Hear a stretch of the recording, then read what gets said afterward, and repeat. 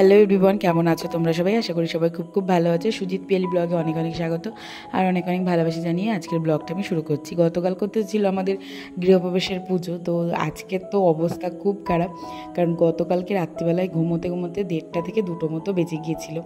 আর এই দেখো সমস্ত বাসনপত্র গুছিয়ে গেছি, আমি এই জায়গাটাতে রেখেছি। আরও কিছু বাসনপত্র বেরোবে, সেগুলো এক জায়গায় করবো। আজকে আর কিচ্ছু ধোয়াধুয়ি করবো না, কারণ আজকে আর এনার্জি পাচ্ছি না। আর কালকে রাত্রিবেলাতে প্রায় 12টার সময় যেন কী করেছি, রান্না করেছি, কারণ আমাদের এই গৃহপ্রবেশের দিনকে না রান্না করতে হয়। আর আমাদের সেরকম কিছু নষ্ট হয়নি, শুধুমাত্র একটু সিন্নি ছিল, সেটাই নষ্ট হয়েছে, সেটা পরে দেখাচ্ছি। আর এখানে রয়েছে হচ্ছে গতকালকে ঘর থেকে কিছুটা আটা নিয়ে এসেছিলাম, নতুন প্যাকেট ছিল, সেই প্যাকেটগুলো নিয়ে এসে এখানে রেখেছি। আর আমি একটা বড় ভুল করেছি, সেটা কি না, পুজোতে যে এই যে ফলগুলো দেখতে পাচ্ছ, এইগুলো আর কেটে দিতে ভুলে গেছি। তো যাই হোক, মানুষ মাত্রই ভুল হয় সেটা না, কিন্তু আমি তো একা হাতে এতটা সামলাইনি কোনোদিনও, তো যার জন্য কি হচ্ছে, আমার একটু ভুল হয়ে গেছে। তো পরের বার থেকে একদম মাথায় রাখতে হবে যেন এরকম ভুল না হয়। আর এই দেখো, এখানে কালকে খাওয়া দাওয়া করেছিলাম হচ্ছে 5 রকম ভাজা আর হচ্ছে ভাত, আর কিচ্ছু করিনি। আমার ননদ বললো যে দেখ আমাদের এই নিয়মটা কিন্তু করতেই হবে, আজকের দিনে এখানে রান্না করে খেতে হয়, তাই জন্য এখানে তুই যেইটুখানি পারিস সেটুখানি রান্না করবি। তো করেছিলাম ভাত, আলু ভাজা, পটল ভাজা, ভেন্ডি ভাজা আর একটা ভাজা। এই যে এরকম করে 5 রকম ভাজা আমি করে নিয়েছিলাম, এই দিয়েই খেয়েছিলাম। খেতে খেতে সেই 12টা 12:30 বেজে গেছে। তখনও মানে 12টার সময় এক দাদা এসেছিলো, তোমাদের দাদা ভাইয়ের বন্ধু আর কি। আর সারাদিন তো খুব ভালো গেছে, কিন্তু রাত্রিবেলা যখন বিছানাটা হয়ে গেছে, আখিও শুয়ে পড়েছে, সেই মুহূর্তে দেখতে পেয়েছি একটা কাঁকড়া বিছে। ব্যাস, আমার ঘুম তো উঠে গেছে, এক ফোঁটাও ঘুম হয়নি এখন, তাই জন্য প্রচুর ক্লান্ত লাগছে। আমার অবস্থাটা এখন এইরকম। চলো একটু কাজ করে নিই। এখন এই যে কালকে যেখানে ঘুমিয়েছিলাম সেই বিছানাটা একটু তুলে নিই। সব কিছু ঠিক ছিল, বললামই যে রাত্রে শোয়ার সময় একটা কাঁকড়া বিছে দেখে ফেলেছিলাম। ব্যাস, আমাদের ঘুম, আমার বিশেষ করে ঘুম একদম গেছে। কারণ খুব এই কিছুদিন আগেই কাঁকড়া বিছের কামড় আমি খেয়েছি, তো বিভৎস যন্ত্রণা, বাবারে বাবা। যাই হোক, তখন তো মানে এই ঘরে তো এখনও পুরোপুরি সেভাবে সব কিছু সেট হয়নি, তাই এক মিনিট ফ্যানটা বন্ধ করি।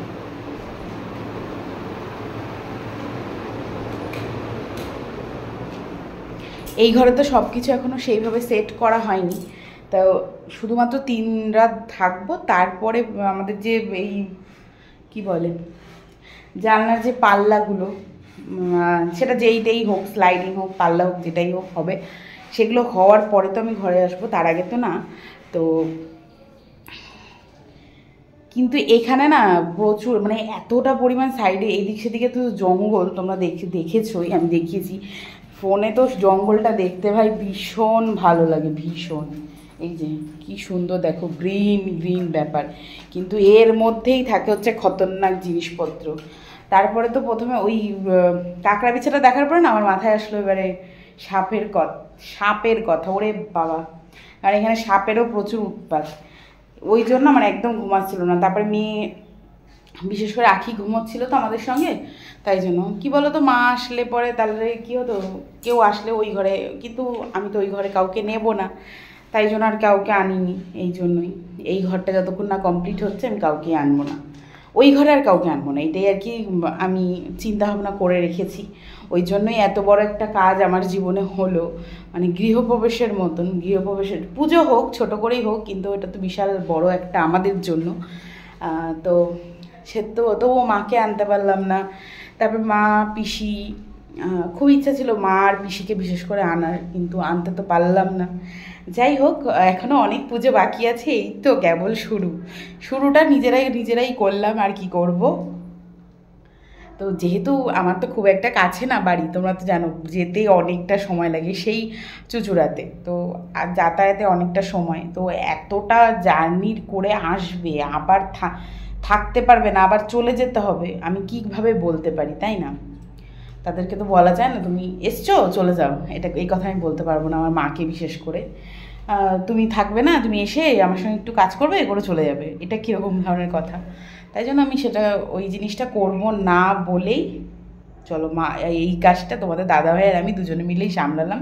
হ্যাঁ অবশ্যই পাশের যে বৌদিরা যদি না থাকতো আমি কিন্তু একদম কাজ করতো। তোমরা তো দেখেছোই কালকের ব্লগে যে ওরা কি পরিমাণে কাজ করেছে। একভাবে সকালবেলা এসছে বৌদি, একটু নিজের কাজটা সেরে 11টা নাগাদ এসছে, ওই যে এসেছে। আর দাদা তো সকাল 7টার সময় চলে এসেছিলো।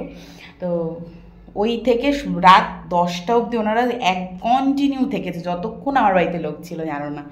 ওনারা যদি না থাকতো হয়তো পুজোটা আমি খুবই ভজঘটভাবে হয়ে যেত, মানে কেউ আসলে আমি মানে চোখে মুখে দেখতাম না, কারোর সঙ্গে হয়তো কথাই বলতে পারতাম না, কিন্তু ওনারা ছিল বলে কথা বলতে পেরেছি সবটাই। আচ্ছা তোমরা তো এই দেখো একটু আওয়াজ পাচ্ছ, কারণ কিনা আমাদের কিন্তু এখনও কাজ চলছে। চলো বেশি না আর কথা বলি না, কারণ শুরু করলে না আমার মনে হয় যেন শেষ হবে না। পুরো অনেক কিছু কথা তোমাদের সঙ্গে পরে শেয়ার করব। আগে এই ঘরে আমি এসে নিই, সব পুরো সুন্দরভাবে সেট হয়ে নিই। হয়তো পুরোপুরি আমি তো ঘর এখনও ঠিকঠাক কোনো কিছু করবো না, শুধুমাত্র আমাদের জানলাগুলো কমপ্লিট, জানলার যে পাল্লাগুলো কমপ্লিট হলে পরে আমি ঘরে চলে আসবো।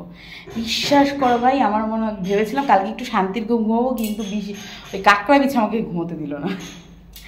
হ্যাঁ যাই হোক, এখন চলো এই কাজটা সেরে নিই, তারপরে আবার ওদিকে রান্না কিছু করব। ইচ্ছা আছে এখানে ভাতটা করব, গতকালকেও এখানে করেছি, কিন্তু তোমাদের সঙ্গে আর শেয়ার করার মতন এনার্জি ছিল না, একদম এনার্জি ফুস হয়ে গেছিলো আমার।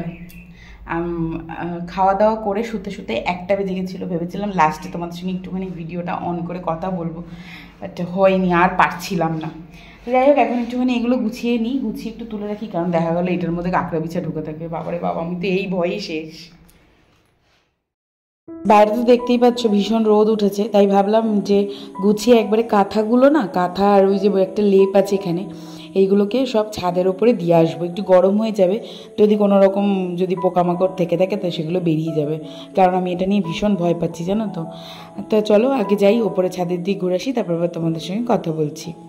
ছাদে তো গিয়েছিলাম, কিন্তু দেখো কি পরিমাণে বৃষ্টিটা নেমেছে, এখন ঝমঝম করে বৃষ্টি শুরু হয়ে গেল, তাই জন্য আর কোনো সেরকমভাবে ভিডিও করতে পারিনি। আর এই যে চলছে বৃষ্টি আর অন্ধকার করে এসেছে, ভেবেছিলাম ওগুলো একটু গরম হয়ে যাবে, কিছুটা একটা সাইড গরম হয়েছে, পুরোটা তো আর গরম করতে পারলাম না, এই আর কি। এর মধ্যেই মা ফোন করেছিল, ঠাম্মার শরীরটা খুব খারাপ হয়ে গেছে। আমরা তো ভাবছি যে কি করব, যাব কি যাব না, এই ভাবতে ভাবতে আজকের দিনটা তো কাটছে। আর তার মধ্যে নেমেছে হচ্ছে বৃষ্টি। ঠাম্মা এতদিন ভালোই ছিল জানো তো, কিন্তু হঠাৎ এখন একটু বয়স হয়ে গেছে, একটু না ঠাম্মার তো অনেক বয়স হয়েছে, তো শরীরটা খুবই খারাপ করেছে, মানে শুনে খুব খারাপ লাগছে। ভেবেছিলাম ঠাম্মাকে আমার বাড়িতে আনবো, রাখবো, কিছুদিন থাকবে। এখনও জানো তো ফোন করলে বলে আমি তোর বাড়িতে যাব, কিন্তু জানি না এরপরে আর ঠাম্মাকে আনতে পারবো কিনা। আজকে শরীর খারাপের কথাটা শুনে বুঝতে পারছি না। তার মধ্যে এমনই বৃষ্টিটা নেমেছে যে যদি যাই তো একটু টুক করে বেরিয়ে পড়বো, সেটা আর হয়নি। তো গতকালকে তো যেতে পারিনি, আজকে হচ্ছে পরের দিন, তোমাদেরকে ভয়েস ওভারেই বলছি, কারণ কিনা আমি ভিডিও আর কন্টিনিউ করতে পারিনি। মন মেজাজ খুব খারাপ হয়ে গেছিলো ঠাম্মার শরীর খারাপ শুনে। সকালবেলায় মার সঙ্গে কথা বললাম, ঠাম্মার শরীরটা খুবই খারাপ করেছে, নার্সিংহোমে নিয়ে যেতে হয়েছে। তো মা ফোন করে বললো শরীরটা খুবই খারাপ, রাত 3টার সময় ডাক্তার ফোন করেছিল, তো টেনশনটা একটু বেশি হয়ে গেছিলো। তো পরে গিয়ে দেখেছি যে কোনো সমস্যা নেই, তো টেনশন করতে করতেই গেছি এই জায়গাটাতে। আখিকে নিইনি, আখিকে রেখে গিয়েছিলাম আমাদের এক ভাইয়ের বাড়িতে, রেখে গিয়ে ঠাম্মাকে দেখতে গিয়েছিলাম। তো কী করবো, যার গতকালকে আবার আখির পরীক্ষা, আখিকে তাই জন্য নিলাম না, কারণ জার্নি করলে পরের দিনকে পরীক্ষা দিতে খুব কষ্ট হবে, তাই জন্য নিলাম না। আর আখিও যখন শুনলো ঠাম্মার শরীরটা খুব খারাপ, ও তো কান্নাকাটি করেছে, বলেছে মানে আমরা খুব খারাপ খবরই ভেবে ফেলেছিলাম, মানে এটা আর বলছি না, খুবই খারাপ, যেটা কিনা মানুষ ভাবতে চায় না, সেটাই ভেবেছিলাম যে হয়তো কেউ বলছে না এত দূর থেকে যাব বলে হয়তো। তো যাই হোক সেরকম কিছুই ছিল না। মা ফোন করে বললো যে না ঠাম্মা অনেক ভালো আছে। আমি বললাম তাহলে গিয়ে দেখে আসি। আর এই সময়টা ছিল কি বলো তো, শ্রাবণ মাস, আর শ্রাবণ মাসে দেখো সব ওই জল নিয়ে যাচ্ছে। আর ভিডিওটা অনেকটা দেরি হয়ে গেছে দিতে, কারণ কি না আরও নানান মানে কাজকর্মের মধ্যে একটু ব্যস্ত হয়েছিলাম, তো তার জন্য ভিডিওটা অনেকটা দেরি হয়ে গেছে। তো যাই হোক এই সময়টা কিন্তু খুব টেনশন নিয়ে গেছি যে ইস কী হলো, আমার এত আশা, হয়তো জল ঢেলে দিল ভগবান, যে ঠাম্মা হয়তো আর আসতে পারবে না। হ্যাঁ মানে ঠাম্মা এখন সুস্থ আছে এটা ঠিক, কিন্তু মানে আমার বাড়িতে নিয়ে আসার মতন আর নেই। তো যাই হোক, চলো গিয়ে ঠাম্মাকে দেখে আসি। আর এইখানে না এই যে যেই ছেলেগুলো ছোটো ছোটো বাচ্চা ছেলেগুলো জল দিতে যাচ্ছিলো, ওরা কি সুন্দর করে মানে বলছিল ওই বাঘ নিয়ে যখন যায়, মানে ওই জায়গাটা আমি শোনাতে পারিনি, দুঃখের বিষয়। আর ওদের বাঘটা কি ভীষণ সুন্দর করে সাজিয়েছে। তো চলো বাড়িতে যাই, গিয়ে আর আমি তো সকালবেলায় কিচ্ছু রান্নাবান্না করিনি, মানে ওইটা মার সঙ্গে কথা বলতে বলতেই সময় গেছে।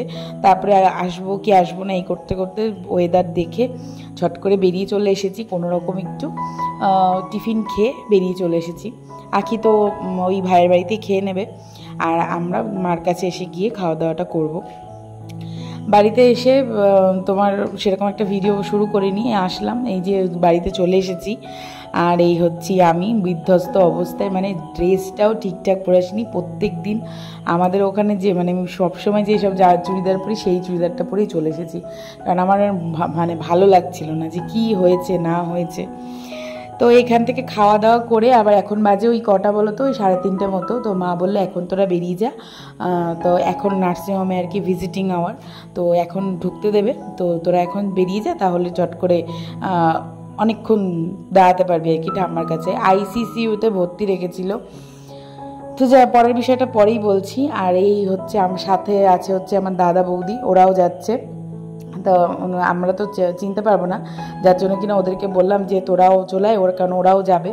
কারণ ওই যে বললাম সকালবেলায় ডাক্তার এত একটা মানে উদ্ভট টাইপের ফোন করেছে রাত 3টের সময় যে পেশেন্টের শরীরটা খুব খারাপ। আসলেও কিন্তু আমাদের পেশেন্ট ছিল না, আসলে ঠাম্মা এখনও অবধি খুবই ভালো আছে, জানো তো।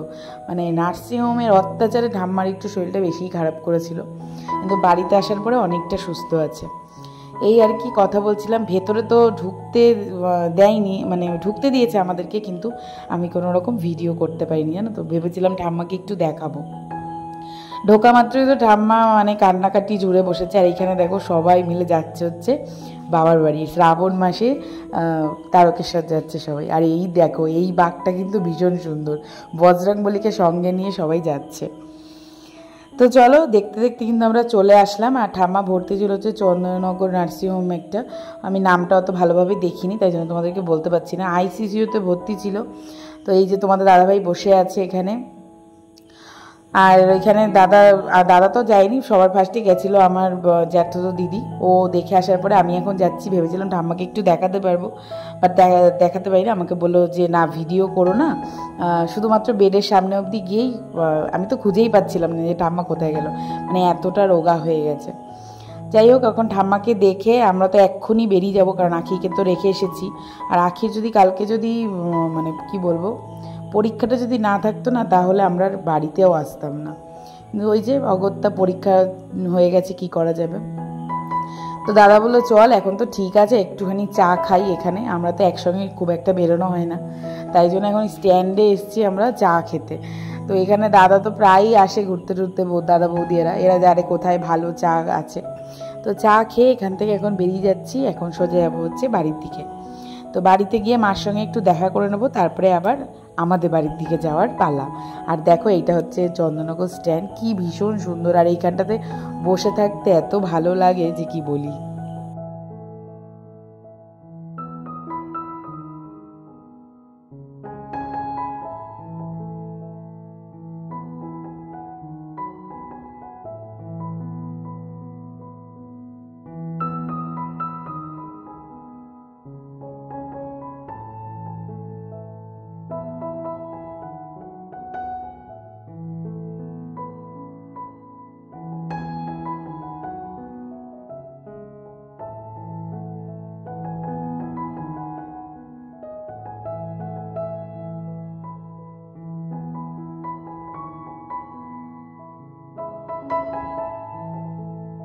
গৃহপ্রবেশের পরের দিনটা একটু তো টেনশনের মধ্যেই গেল। যাই হোক, কী আর করা যাবে, যার শেষ ভালো তো তার সব ভালো। এখন তো ঠাম্মা ভালোই আছে, তাই আর কি।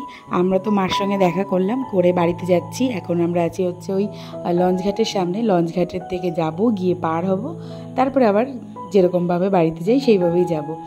তো যাই হোক, আজকের ভিডিওটা তো এইটুখানেই রাখছি। দেখা হচ্ছে তোমাদের সঙ্গে নতুন একটা ব্লগ নিয়ে। ভালো থেকো তোমরা সবাই, সুস্থ থেকো, সকলকে ভালো রেখো। তার আগে অবশ্যই কিন্তু নিজেরা ভালো থাকবে। নিজেরা ভালো থাকলেই অন্যকে ভালো রাখা যায়। আর আমার এই ছোট্ট ভিডিওটা যদি তোমাদের ভালো লেগে থাকে একটা লাইক করে যেও, সাবস্ক্রাইব করে আমার এই ছোট্ট পরিবারটার পাশে থেকো। চলো আজকের মতো টাটা, বাই, ভালো থেকো।